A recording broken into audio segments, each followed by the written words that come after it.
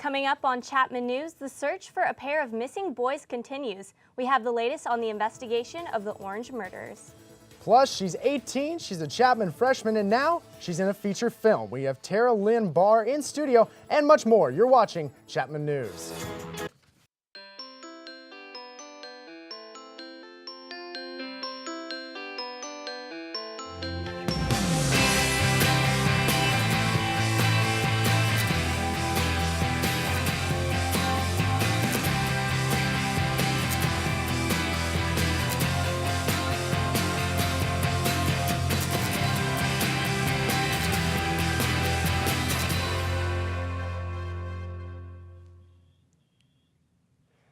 Welcome to the final installment of Chapman News for the year. I'm Matt Prichard. And I'm Erin Lim.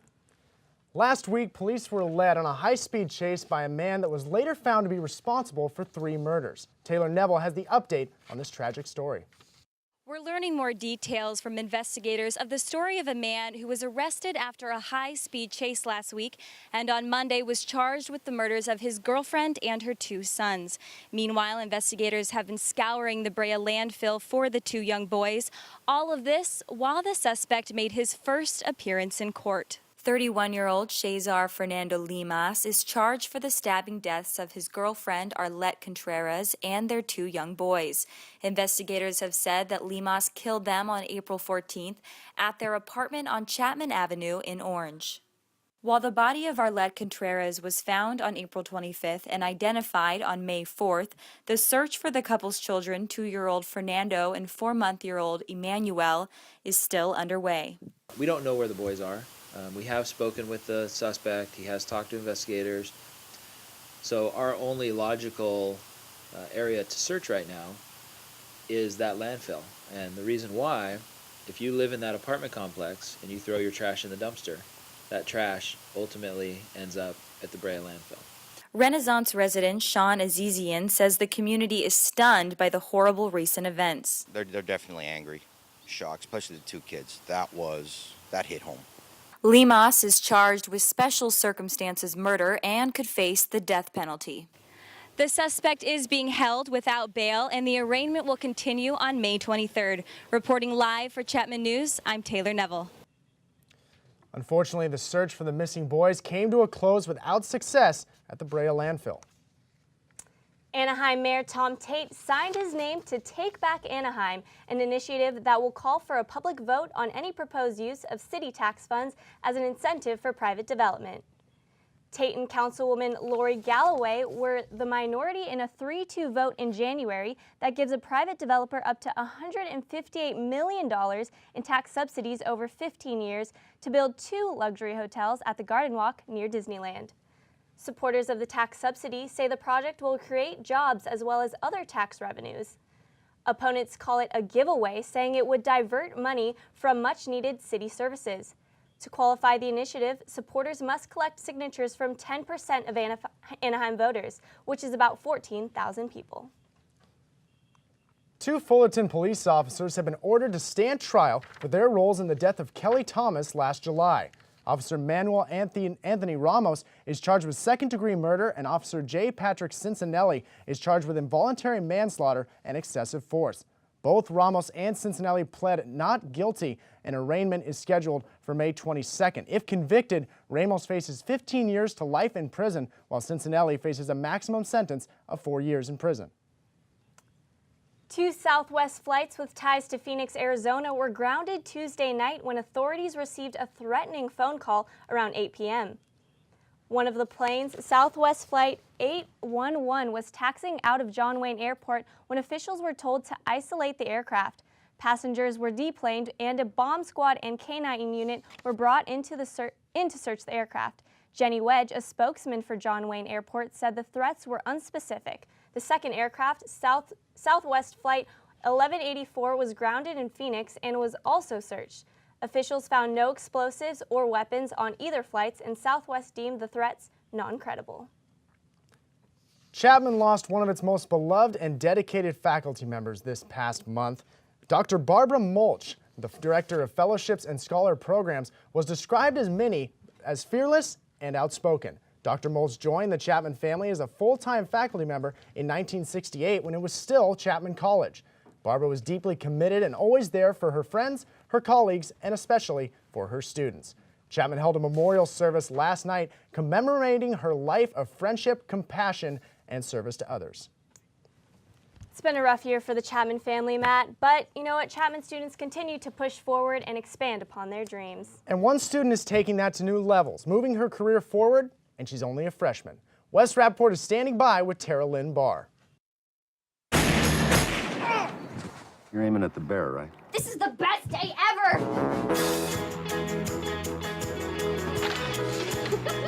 Frank, don't. Let me. I'm recording this. Thanks for turning off your cell phone.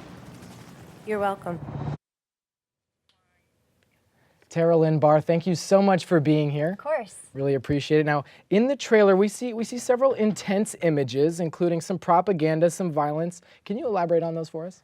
Well, the whole gist of the movie is that these two people are going across the country, going on a killing spree to kind of weed out the non-desirables in society. And by non-desirables, I don't mean non-desirables. I mean people who are rude, people who are nasty, people who are just kind of like dredges to society, you know? And so basically that's what it is, this propaganda, My Super Sweet 16, Jersey Shore, you know, these horrid political commentators are the people that this movie really is targeting. So the film comes out in theaters today. Today. You play Roxy in this new film. Can you tell me about your character?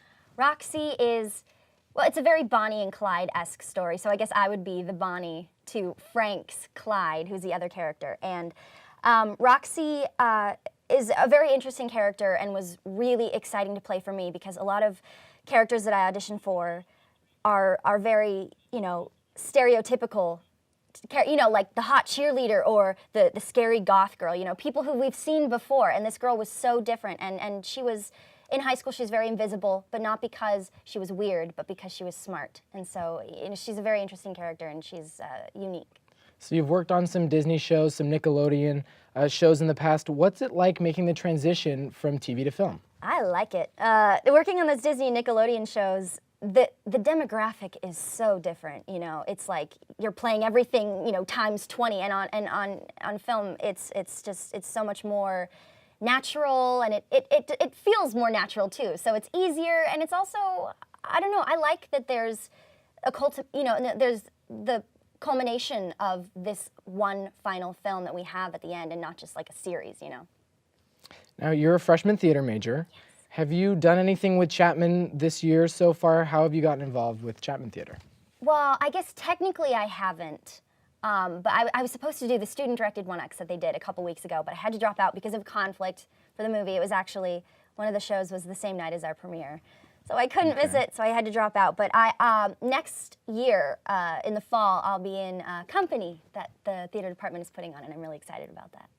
Now, God Bless America, currently available on demand and in select theaters today across the country and around the world. Tara Lynn Barr, thank you so much for joining us today. Matt and Erin, back to you.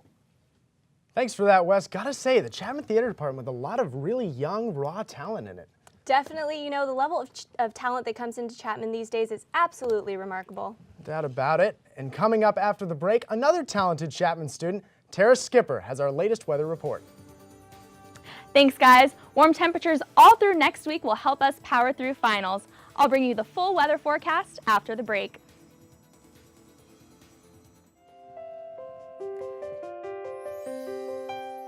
Follow your dreams.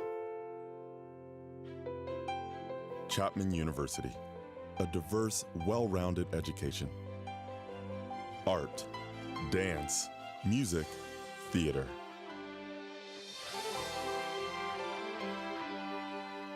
Empower your future. The performing arts at Chapman University. Create.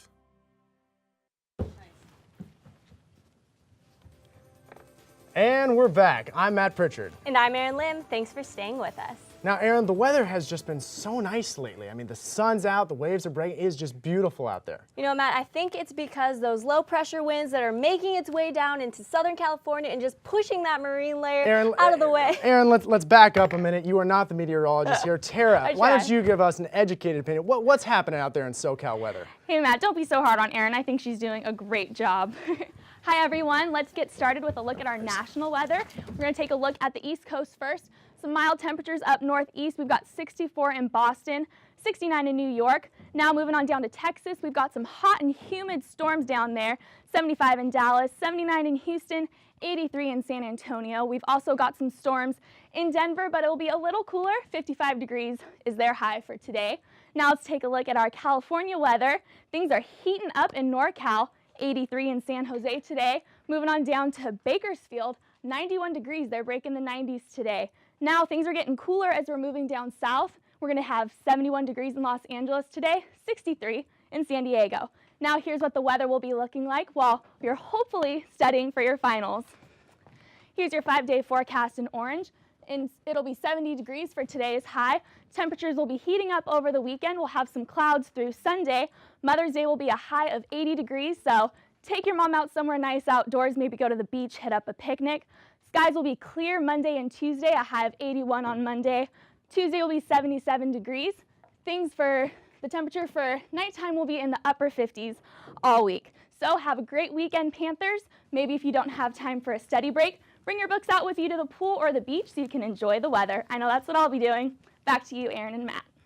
Tara, I am so stoked to hear that the sun will be out shining because that means warm weather, great waves, and some SoCal summer loving. I'm totally excited for that. And you know what? I'm also excited for the primary that is coming up. We have political anchor Kim Yuen here. She has some exciting news on President Obama's latest announcement. Kim, what's going on with that? That's right, Erin. President Obama announced Wednesday that he supports gay marriage, making him the first U.S. president to publicly express his support.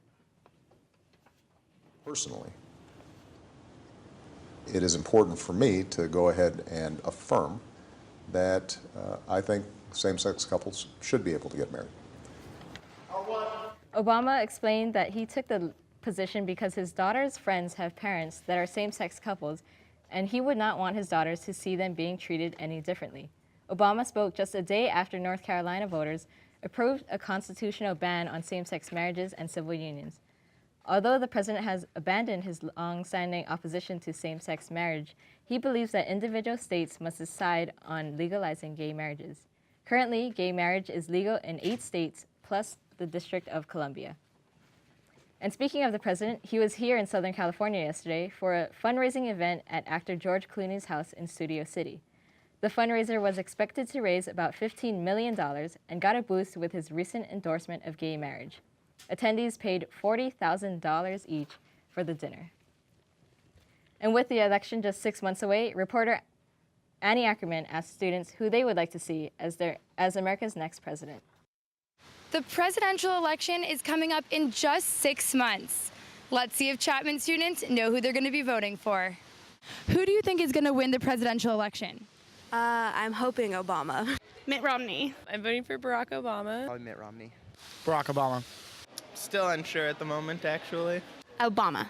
Probably Obama. I think it'll be a close selection. Looks like Chapman students know how they'll be marking their ballots. There'll be a lot of events leading up to November, which will certainly help determine who is president. Reporting for Chapman News, I'm Annie Ackerman. The prosecution of the John Edwards case ended yesterday. The prosecution's last witness was Leo Hindery, a political backer who witnessed Edwards' attempt to get a top-level job from Obama, even after his mistress, Rhea Hunter, gave birth to his love child.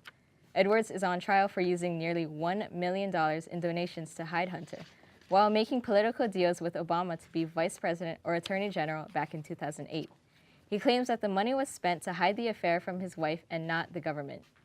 If convicted, Edwards could be sentenced for up to 30 years behind bars.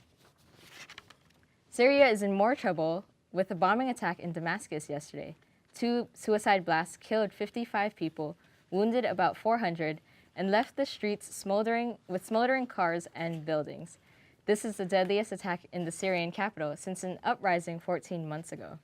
The explosions left 2 craters at the gate of the military compound, one of them 10 feet deep and 20 feet wide. The situation is still under investigation, but the bombing damaged part of the military intelligence building, which appeared to be the target. President Bashar Assad has been struck by many bomb attacks since the revolts in Syria began in March of 2011. The government is blaming all of the recent bombings on terrorists who have been the biggest challenge to the Assad family dynasty in Syria for 4 decades. No specific people or groups have yet to be accused of yesterday's blast, but an al-Qaeda-inspired group has been claiming responsibility for the past bombings in hopes to exploit the chaos in Syria. That's all I have for politics. Back to you guys, Matt and Erin. Thanks so much, Kim. The Chapman men's lacrosse team has done it again, and they played their way through a winning season to get a spot at the MCLA National Championships. Amanda Starantino takes a look at their preparation for nationals.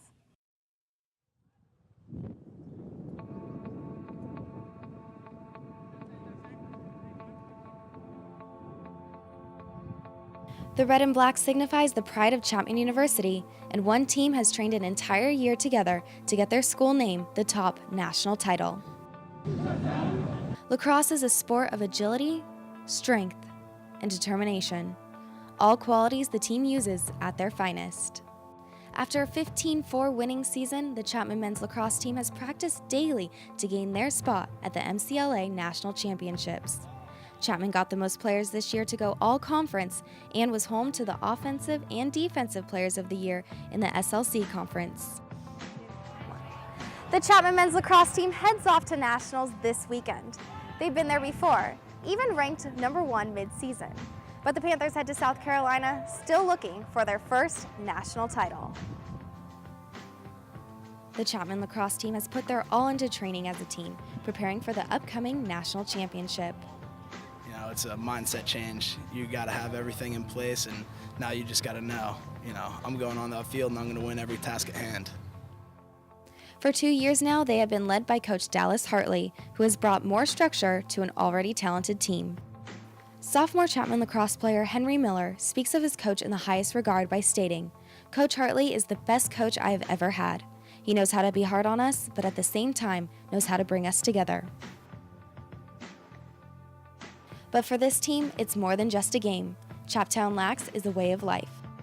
Oh, we definitely have a brotherhood. We all know each other. We all have fun. We all hang out together. We're always together. It is literally a brotherhood. As of now, the Panthers are ranked 6th, and maybe this year their hard work will pay off in South Carolina. Reporting from Wilson Field, I'm Amanda Starantino, Chapman News. The Chapman men's lacrosse team will leave Saturday for South Carolina for their first round matchup against Oregon. Coming up on Chapman News, the best campus sports show is ready to finish the season out on a high note. Yes, and we have Katharine Lathrop here giving us the latest in the world of sports. Kat, what's up? Well, I'm glad the men's lacrosse team is doing well, but don't forget about the ladies.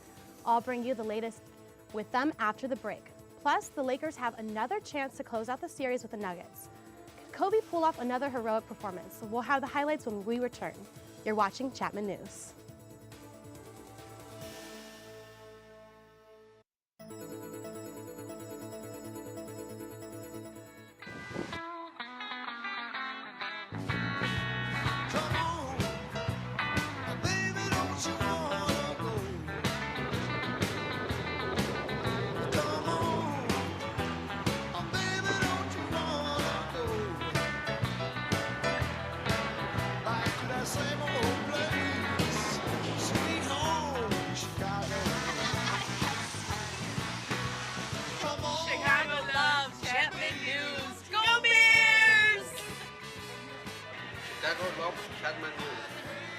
This is Chicago, home of the Stanley Cup champion Chicago Blackhawks, and this city loves Chapman News. Welcome back. I'm Erin Lim. And I'm Matt Prichard. You are watching Chapman News. It's time for the best campus sports show. And Kat, you know what? My NBA team is not doing so hot, and I'm not talking about the Lakers. Now, Kat, Erin tends to enjoy the team down the hall from the Lakers, but first off, I want to know, what's happening with our women's lacrosse team? Well, guys, there's some serious excitement around campus as the Chapman's women's lacrosse team is playing at nationals this week in Colorado Springs. This following a D2 club national title last year. The women go to the tournament 13-4 on the season, playing for the first time at the Division I club level. Injuries have hampered the Panthers. They suffered a tough loss to UCLA in the Sweet 16 and dropped another to Oregon last night in the consolation bracket. The women have 2 games remaining in Colorado. Also in Colorado, the Los Angeles Lakers visiting the Denver Nuggets with another chance to close out their first round series. Lakers dropped Game 5 at home Tuesday night and now need to win to avoid a Game 7. Kobe Bryant battling flu-like symptoms off the 43-point performance. Nuggets playoff live on the line. The Manimal, Kenneth Faried, slams it home. Nuggets up 13 before the Lakers even had a score. Still in the first, Lawson to Mozgov. White man can dump. Denver by 12. Lakers trying to come back. Matt Barnes on the fast break finds the Mamba. Kobe Bryant with the flush. Lakers within 5. The comeback would not last long. Ty Lawson, the dish to JaVale McGee. He gets a slam. More dunks, fourth quarter with the Nuggets up 26. Corey Brewer left all alone for the finish. That is the dagger. Nuggets beat the Lakers 113-96. Game 7 is Saturday night in Los Angeles. The Los Angeles Clippers are trying not to mirror their neighbors down the hall after leading their series against the Memphis Grizzlies 3-1. The Clips dropped Game 6 and now face what many consider to be a must-win Game 6 at home tonight. Worse, their 2 superstars are banged up. Chris Paul is suffering a groin strain and Blake Griffin sprained his left knee in Game 5. Expect both to play, though neither will be at 100%. On to baseball. The Angels are getting set for their biggest series of the season. Trent Schloem is at Angel Stadium. Trent? Thanks, Catherine. Yes, this is a huge series for the Los Angeles Angels of Anaheim in Texas, taking on the Rangers. Now, this becoming one of the biggest rivalries in baseball, and as bad as the Angels have played at the beginning of the season, they are 8-4 in their last 12 games, though still trail the Rangers 7 games in the division. This is a pretty big matchup, as big a matchup as you will see across baseball, at least for the month of May.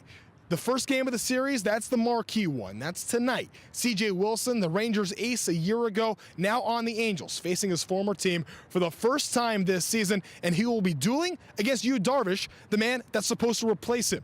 A big-time series for the Angels tonight, heading into the dog days of summer. You don't want to be playing too much catch-up, already trailing by 7 games. Reporting from Angel Stadium, I'm Trent Schloem, Chapman News.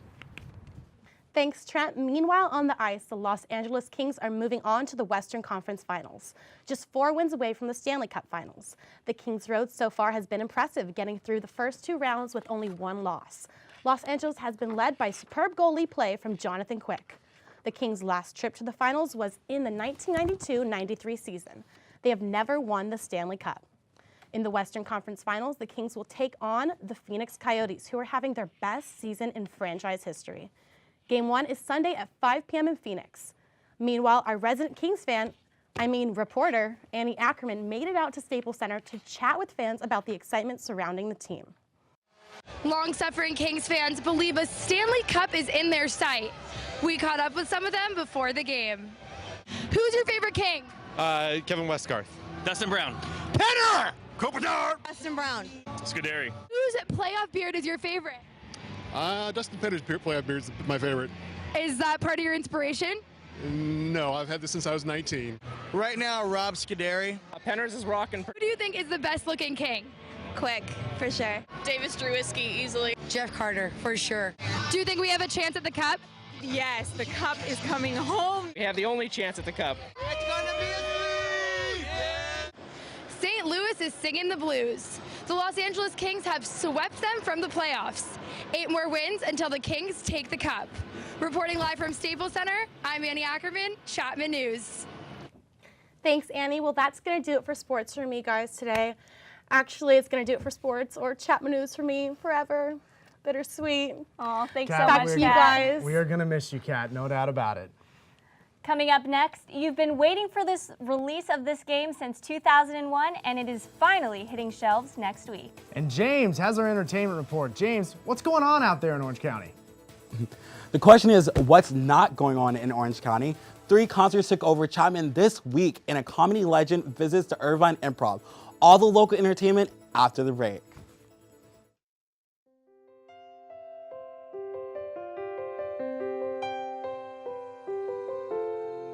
Stand up for what's right. Chapman University. Passion, perseverance, teamwork, integrity.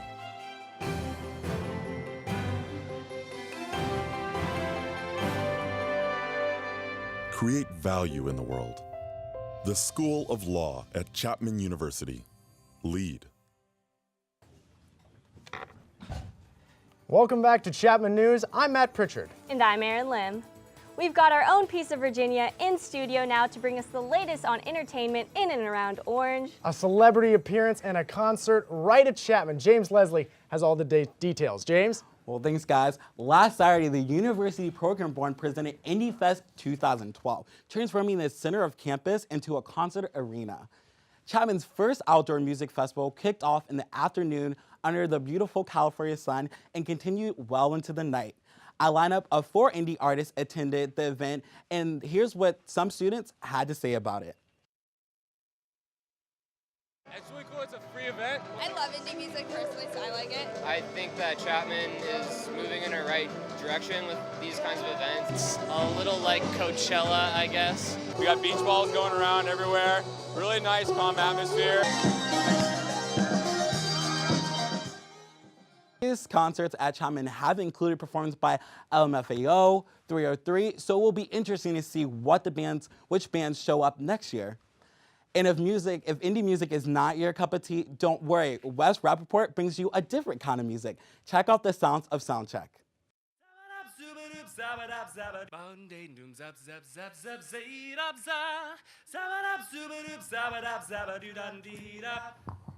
The Voices of Soundcheck performed their final concert of the year Tuesday. The concert was held on an outside patio at the 3rd floor of Argyros Forum, providing a mellow atmosphere for the audience and singers. For 2 seniors, this final event was their swan song as they plan to graduate next week.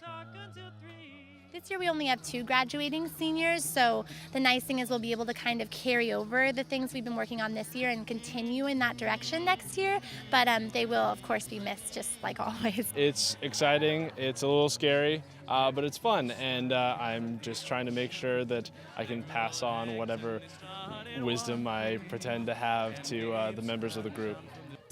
She's a girl with the best intention. Though they are losing a few members, Soundcheck has got some big plans on the horizon.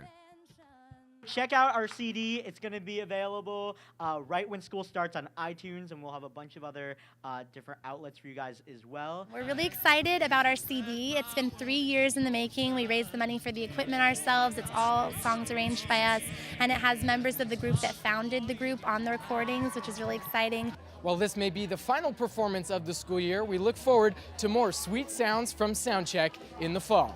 Reporting from Chapman University, I'm Wes Rappaport. Chapman News. Back to you, James. To keep track of all their performance and updates make sure you join their Facebook page, Chapman Soundcheck. Chapman University's annual spring dance concert opened up on Wednesday at the Waltmore Theater. The dance concert is a student showcase in which preparation begins in November with concept being developed and dancers being chosen. And interterm, the choreographers work with the dancers to prepare to showcase what they've been working on for the faculty who decides which pieces end up on the main stage. The show is open up until tomorrow, so make sure to make your way to the theater to support the Chapman Dance Program. Taking a little break from the limelight, comedian host Drew Carey is coming back and hitting the road with Drew Carey Presents the Best of the Midnight Show. This infectious punk comedy experience has a mix of stand-up and a lot of sketch. A mix between an early SNL meets Jackass energy will push the envelope as the show is set to premiere tonight at the Irvine Improv. So, lots of events to check out this week, but I hear, Erin, what's your plans for the weekend? Well, my plans, I'm just anticipating a big release coming out on Tuesday. Well, the thing is, with Erin Lim, she's been busy all semester long, which means our video game updates have been few and far between. But one of the most highly anticipated games is unleashing next week. Yeah, you guessed it. On May 15th, Blizzard Entertainment's Diablo 3 is making its way with new and improved features. The dark fantasy action role-playing game is the 3rd sequence in the Diablo series with endless gameplay, new classes, new enemy, and new storyline. The best part of it all, the midnight launch is coming to Irvine. Blizzard is holding the launch for the long-awaited game at the Irvine Spectrum, a little less than a mile away from their headquarters. You know, Erin, I'm only going if I can dress up as one of the Diablo characters. Now, I don't think if I can go like full-on demon here, but I'd love to get dressed up. You know, Matt, you're not going to be alone with your cosplay outfit. There are going to be tons of people there. The developers and executives from Blizz are going to be giving out gifts and prizes hourly. So, you know what? Take lots of pictures because I'm going to put that on our website. No. I don't think that should go up on the website at all. That'd be a little bit embarrassing. And speaking of our website, make sure you log on to chapmannews.tv to see all of our episodes, Chapman Newsy bios, and top headlines. And make sure you also follow us on Facebook, facebook.com/Chapman News, or on Twitter @Chapman News, and YouTube at youtube.com/Chapman News. And sadly, we are almost done with our last show of the semester. But before we go, I'd like to take a moment to recognize the seniors graduating from our Chapman News team. Being a senior myself, I can honestly say that it has been a privilege and an honor to work with each and every one of them. We are best friends, we're colleagues, and overall, we're a family. As we go off to bigger and better things, I have no doubt that we will all remain close friends and help each other in the real world as we did here at Chapman News. Matt, I just want to congratulate you on all that you have accomplished. It's been a pleasure being your colleague, and you know what, just good luck with all of your future endeavors. Thank you, Erin, and I know pretty much everyone is going to be successful out of our Chapman News graduating class 2012 seniors. It's been a real run. It's been a lot of fun. It's been great. So for the final time, I'm Matt Prichard. And I'm Erin Lim. And this has been Chapman News.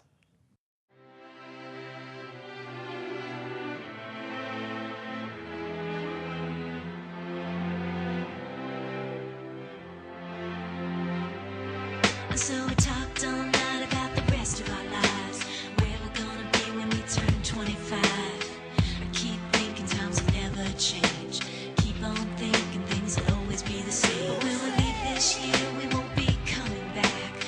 No more hanging out 'cause we're on a different track. And if you got something that you need to say, you better say it right now 'cause you don't have another day. 'Cause we're moving on and we can't slow down. These memories are playing like a film without sound. And I keep thinking of the night in June. I didn't know much of love, but it came too soon. And it was me and you, and then we got real blue. Stay at home talking on the telephone, and we would get so excited and we'd get so scared, laughing at ourselves, thinking life's not fair.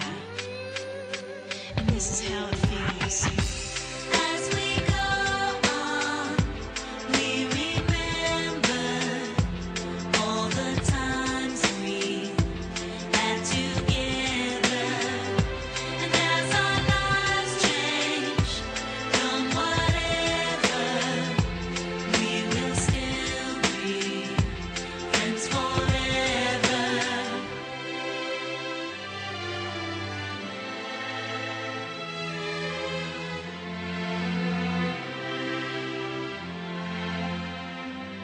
So if we get the big jobs and we make the big money, when we look back now, will our jokes still be